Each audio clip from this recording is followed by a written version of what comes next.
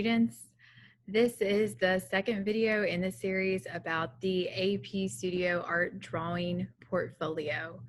I will be going over drawing and 2D design portfolios. We will be looking at sustained investigation examples. So you will see the images from the student's sustained investigation, the score, the year that it was turned in, and then if it was available on the AP website, we will look at the reader's rationale for the score that they gave, as well as the student's concentration statement. This first portfolio, I'm skipping ahead a little bit. Let's kind of review what's on the scoring rubric.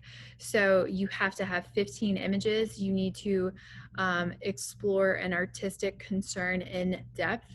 You should reflect a process of a investigation of some kind of visual idea. So that can be a design idea, or it can be a topic or a concept like a social issue.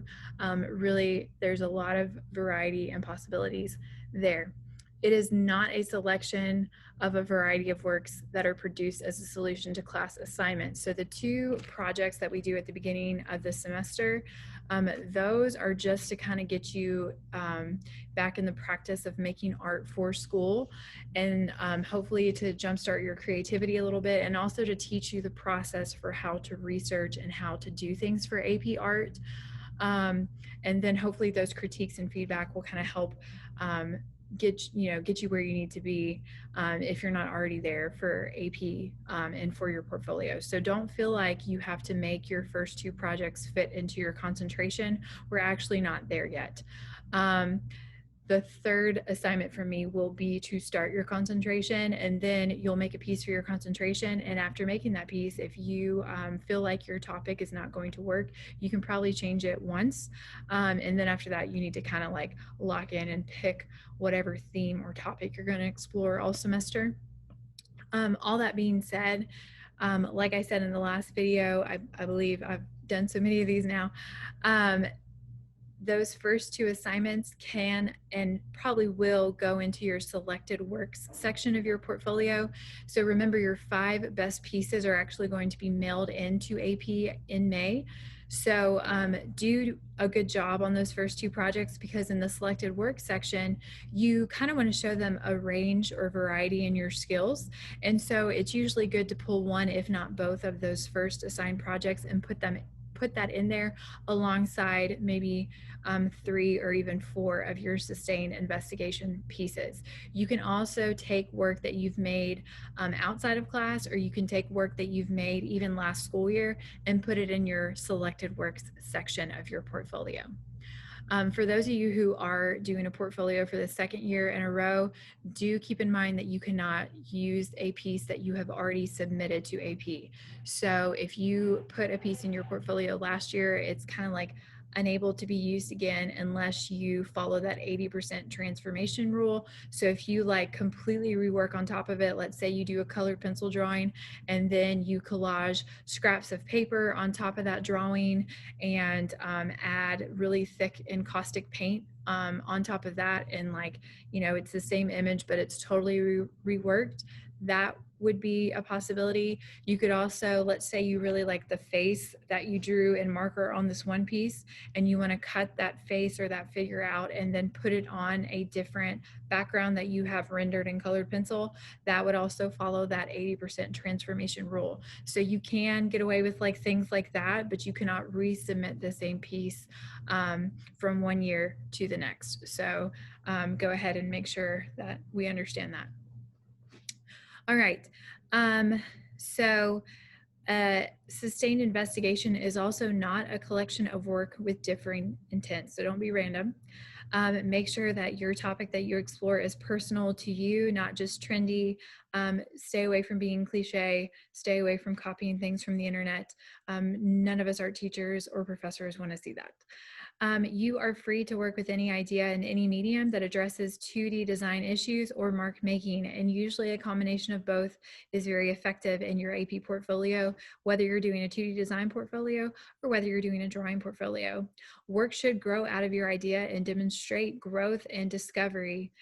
Your work should be conceptually related, and The readers would also like to see visual evidence of your thinking through things like research. They also want to see experimentation, and they want to see how you selected your method of working. They want to know your processes. So not only are you having to write what your process is, but also documenting that with photographs. And then they want to see the development of your work over time. So if the first couple pieces that you make, you know, you get a lot better, because we always get a lot better as artists. If you get a lot better, let's say in October, and all of a sudden your work is just so much better, don't throw away or be embarrassed of the first couple pieces that you made. As long as they're on topic, it's sometimes good to show the AP readers that you grew over the course of the year. All right, so here is the first slide that has this student's portfolio, and her theme was abstraction of the human figure.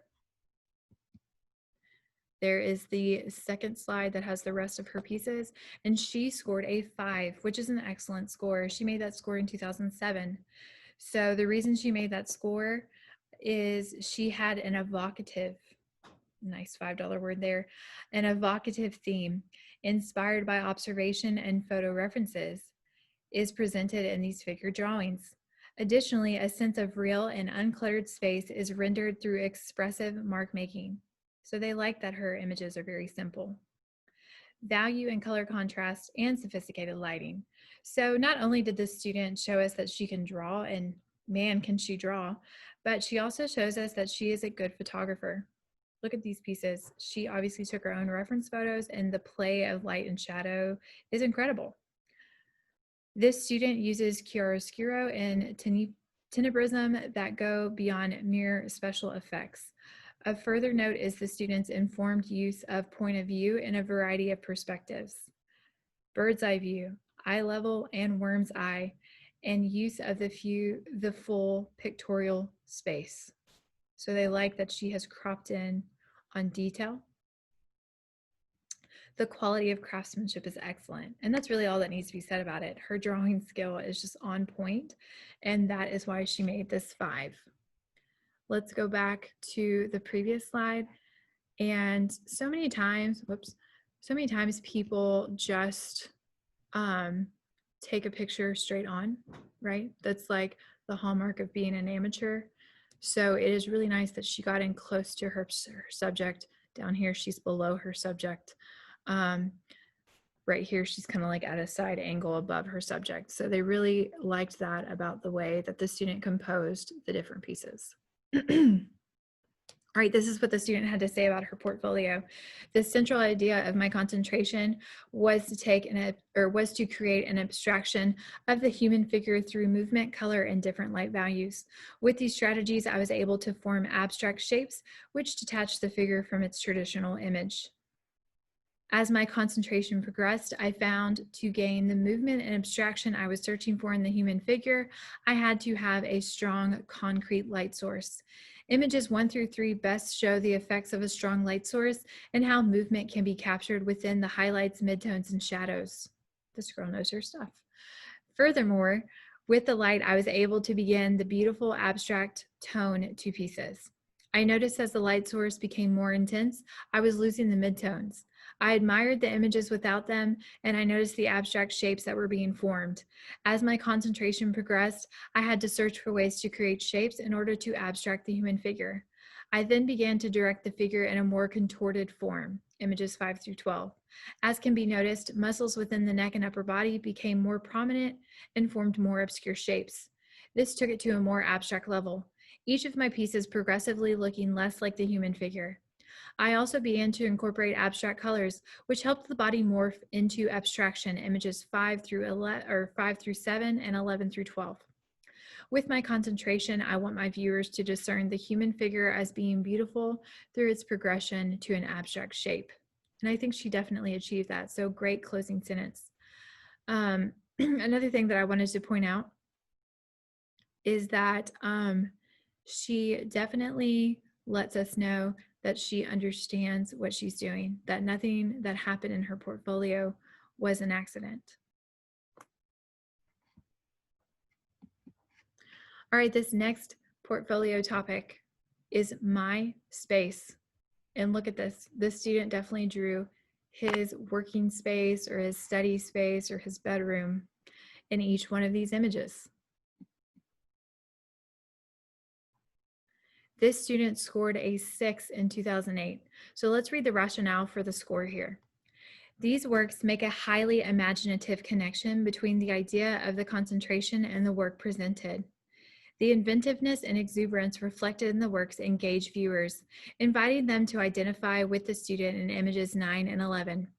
The works demonstrate highly effective integration of concepts and drawing skills. Mastery of technique is outstanding, and developmental thinking goes well beyond technical concerns. The work is of excellent quality and gives voice to the student's unique vision. The theme is evocative. All right, so look at the student's reflective statement. This was in 2008, so this was before the writing actually affected your score negatively. Back in 2008, the only way that the writing could affect your score was to help it. So let's say the person looked at your concentration and they could not tell what your theme was. They were then to read your written statement to see if that helped them. If it helped them understand it, they might give you a slightly higher score. If they understood your theme just by looking at your images, which is your goal, then sometimes they would not even read the written statement. That is no longer true. It is 2020 and they have updated the rubric to include writing as part of your score. So if you don't include writing, or if you don't include enough writing, or if you don't answer the questions that they ask you to answer, then that will negatively affect your score. Not a lot, but a little bit. So make sure that you do everything that you can to help your score, and make sure that you write what you're supposed to write. So this student, they asked, what is the central theme of your concentration? And they said, my theme was my space, which incorporates the factual, tangible, and conceptual things that I have seen and combined with images of my own creative works. Then they said, how does the work in your concentration demonstrate the exploration of your idea? Most of the images are a picture of hand-drawn characters that I have. There's so much more that they could have written there to let us know how smart and how much they were thinking. So like I said, in 2020, this would not make a 6. This would knock this portfolio down to a 5. So please make sure that you are answering the questions and that you're showing them that you do know about art and you do know about vocabulary and that you have been taught these things, because to pass the college course and to get college credit and to skip the basic drawing course in college, you need to know the elements of art, the principles of design, the 4 steps of art criticism, and all those other things that we talk about in art classes. All right, so we're going to stop there for this video, and please find the next video where I talk about 2 more art portfolios.